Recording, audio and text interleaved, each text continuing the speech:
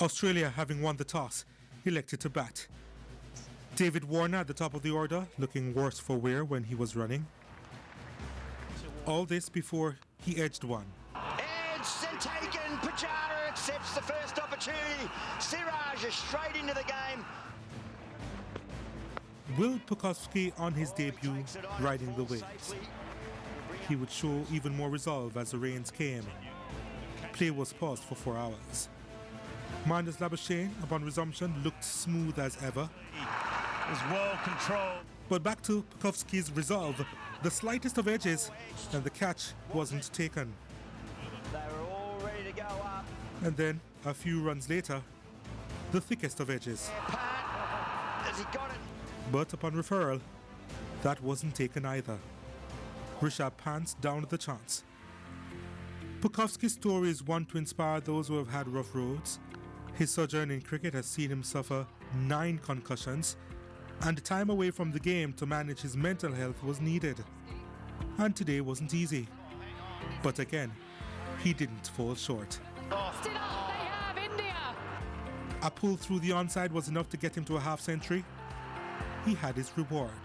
A huge roar around the ground. A much-awaited debut for Will Pucovski. And he picks up 50 in his maiden test match. And after scoring 62, he missed one, which was a missile intended to smash his stumps. Given. Saying he gets his first test wicket. Captain Steve Smith came out and mercy, the guy's good.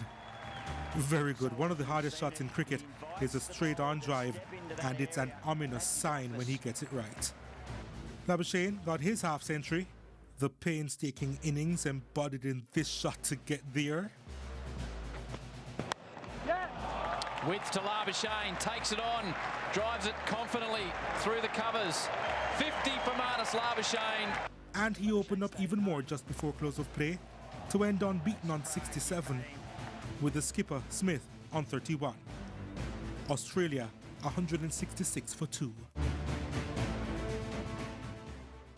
That report from Donald Oliver. So Australia will start day 2 on 166 for 2 with Marnus Labuschagne and former skipper Steve Smith resuming their 60-run third wicket stand. Joining us to look ahead to the day's play, former West Indies fast bowler Tony Gray. Tony, welcome to the SportsMax Zone. I'm pretty certain this series is gripping you as it is gripping us. Yeah, good afternoon to you, Lance. Good afternoon to your host there, and good afternoon to your listeners and viewers. Yeah. First question. We know that Jasprit Bumrah is one of the most potent fast bowlers in the world at the moment. Why were the Aussie batsmen able to fend him off on opening day? Well, I think obviously they've concentrated on him because he's the main Indian weapon, and the fact is that the pitch they've played this test match on the first day has not been as as fast and as seeming friendly as the previous pitches they've played the first 2 test matches. So this is a harder pitch for fast bowlers to get wickets. Yeah, David Warner was inserted into the lineup because the batting was struggling so much. It was very evident that he wasn't 100%. You saw him taking some sharp singles there and coming off the groin injury. Looked a little unsteady. But maybe the selectors thinking that 50% David Warner is better than a 100% Joe Burns. Yeah, definitely. I think that the Australian top order struggled a lot in this test series, and obviously David Warner has great experience. He's one of the world's most talented players, and they wanted somebody who can be combative to the Indian bowlers. He has been known to be one of the best combative batsmen, and they decided to play him, but obviously he was not fit enough, and he's still struggling with the groin injury. Tony, Will Pucovski, one of the worst kept secrets in Australian cricket, finally making that test debut after so many falls, dawns. Your impression of his 62? Yeah, I think that obviously the temperament just showed up there. He's 22 years old and you expect him to be a little bit nervous. He showed that nerves very early and settled along nicely. And, you're facing one of the best fast bowlers in the world. an Indian team that is very potent with different types of bowlers. And he showed good temperament there, but he showed good skill also. And it's good to see him coming into this level of cricket because he struggled with a lot of psychological issues. So he is one for the future, definitely so. Steve Smith, back to form after the first two tests of the series were a disaster for him and so many other batsmen. But his technique questioned. Many people speculated as to why he had exhibited such poor form in those first 4 innings. He hasn't made many yet, just 31. But how is he shaping to you? Well, he's not perfect. He's a human being and he will have some issues with form throughout his career. And that first 2 test matches show that. And obviously the Indians targeted him on the leg side trap and it worked for them. But such is the mentality and the strength of Steve Smith that he will bat himself out of that lack of form. And he looks good. He looks a lot more stable. Again, his temperament is good. And he will want to prove himself, especially in this crucial test match.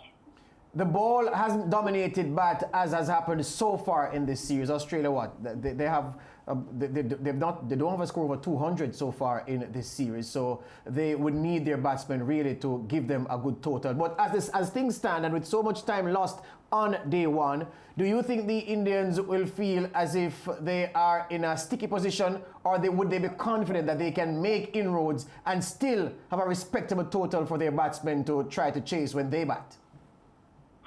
Yeah, I think looking for the pitch is a docile pitch. It's more inclined to what the Indians would have been brought up in. So they would want to get some early wickets today.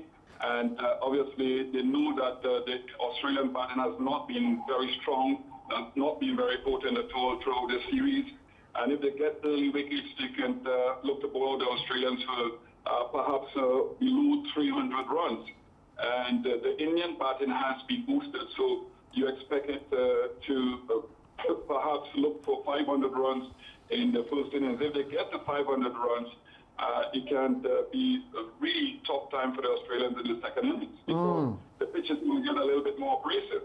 Yeah, well, the second day's play is set to start early today, given the time they lost yesterday. Tony, like you, will be tuning in. Thank you very much for your time.